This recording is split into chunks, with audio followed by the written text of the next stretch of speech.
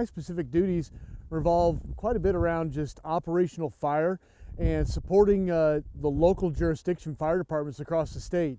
And in doing that, I sort of serve as the link between state asset resources and federal resources, and that come in to support local resources when fires become problematic or tend towards that significance level. You know, I can bring in other forces to bring to bear to assist them, whether that be task forces from Oklahoma Forestry Services or requesting assistance from our cooperators with the Oklahoma National Guard. It's very difficult this time of year when you talk about logistics, because helicopters can't fly after dark, so you have a very narrow window there. So that's why we try to put them up on standby for high fire risk danger days, and we want to make sure we can get them out there as quickly as possible to dump as much water as possible. So we're going to try to think ahead as best we can, but at the same time, those fires are pretty unpredictable. And the truth is, emergency management, if you wanted to sum it up in 2 words, it's coordination and support. That's what we do. So we get the appropriate subject matter expert like forestry with the resource people like the National Guard or anybody else that might be of hand, and we get them together on weekly fire calls to say, this is what we expect, this is what the conditions are. It looks like Thursday and Friday are bad days. We might get a break on Saturday and Sunday, but we have to do it for the entire state. So landowners that are taking action, you know, very often they can be of assistance. There is a trade-off though. Is that person a trained firefighter? And what I mean by that, are they well versed in fire behavior and what is expected to occur?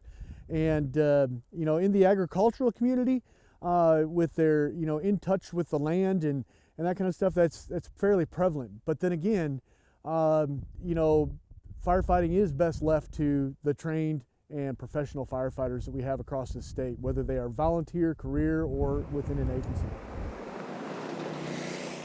And one thing that the landowner can do is clean up around, you know, their place and stuff, and keep stuff mowed for a long ways around, as far as their household, because, I mean, let's face it, you know, there's 20 people living, you know, north of here. Well, we've only got 6 fire trucks, so can't be at every place at the same time. So we try to pre-position our resources close to those areas or right in the middle of those areas, so that when a fire does occur and we get called for help, we're right there. On those days when we do have the resources pre-positioned like that, our response time can be less than an hour. Now, if it's a day like today and we don't have resources pre-positioned across Oklahoma, it may be 6 hours, depending on where it goes, because the resources may be coming from Broken Bow going to northwest Oklahoma. So we have to drive our equipment that far.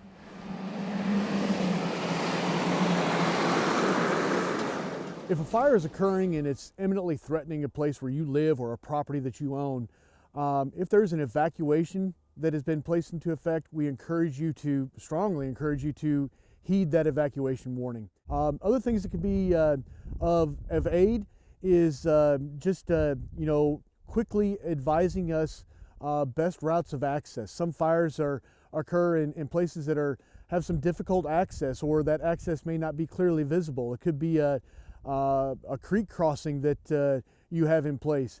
It could be through a series of gates. Just making sure that you clearly and effectively communicate the best access. And then also if there's any known hazards that you can relay to us, because we need to be well aware of all of those kinds of situations, and all of that just contributes to a more effective firefight for all of us on the fire ground. If you have a garden hose that's coiled up near a frost-free hydrant or by any type of water source that, you know, the hydrant on the side of your house, that allows firefighting personnel to take that, possibly top off their engine to be able to fill their tank. You know, don't have locked gates. If, you know, obviously we don't want to leave property unprotected, but if there is a fire approaching, you know, give that access to the fire departments. Have your home clearly marked with an address out front, you know, the 911 addresses, or some way to ensure that there's firefighting personnel, when they're driving by, would be able to see that there is a home back down a lane or whatnot. Also make sure that if your home is farther back away from the road and your driveway is kind of obscured, open that up just a little bit to allow access for a larger piece of apparatus to get back into the home if need be. And you know, we got a lot of people that want to look at, well, that's my land. And we understand that.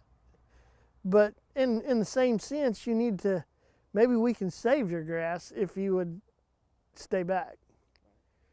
And we respect all our farmers and ranchers out here 110%, because that's their livelihood and we're here to protect it. Our first and foremost focus is always going to be life safety, and part of that is accountability. And we have to ensure that we have accountability for all of the resources and all of the personnel and the citizens that are within a fire area. And until we have that, we can never fully and effectively engage on the firefight. And any of those occurrences just take resources away from managing a wildfire incident.